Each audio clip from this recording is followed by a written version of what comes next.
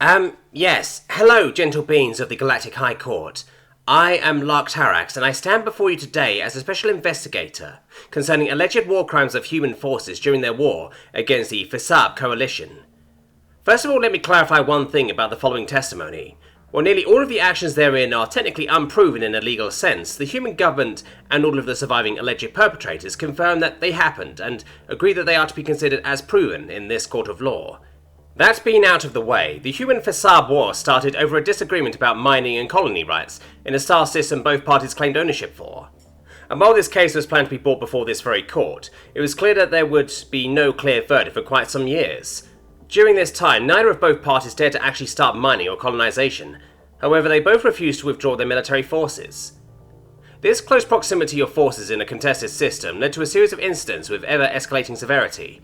One day the Fesab captured a number of human civilian contractors and threatened to execute them unless human forces left the system. The human government considered this an act of war and initiated a rescue mission, during which human forces fired the first shots of the war. The first 2 years of the war were rather uneventful, for a war at least.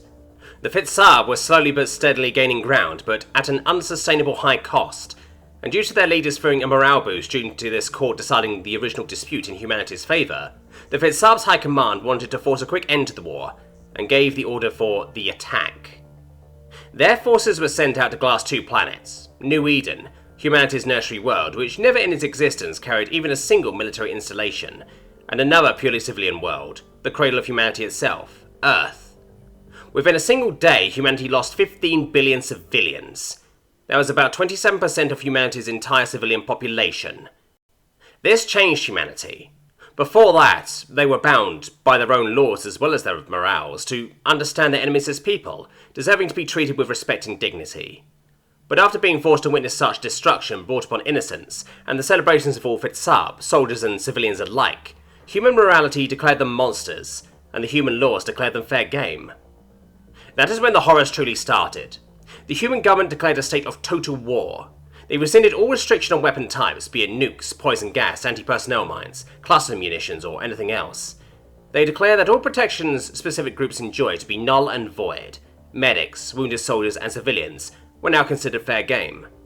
They commanded that there is no quarter to be asked for nor given, and they promised that this war would not end until every last Fesab was dead. If you want a detailed listing of all the atrocities committed by human forces, you'll find my full 800-page report on your official comm devices. After the war was over, the great mourning began.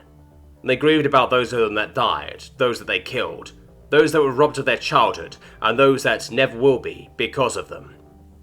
Of those that participated in the atrocities, more than half took their own lives, because they could not bear the weight of what they have done. The humans understand that they will never be the same as they were before, and in a rare occurrence, unanimously declared to accept any sentence bestowed upon them by this court. In conclusion, humans strictly adhere to all laws against war crimes, ours and their own, until the Fesab committed such a heinous crime that humanity promised itself to never let them hurt anyone like this again, and then made good on that promise. I do not know whether they should be commended or condemned for that. All I know is, they should be left alone.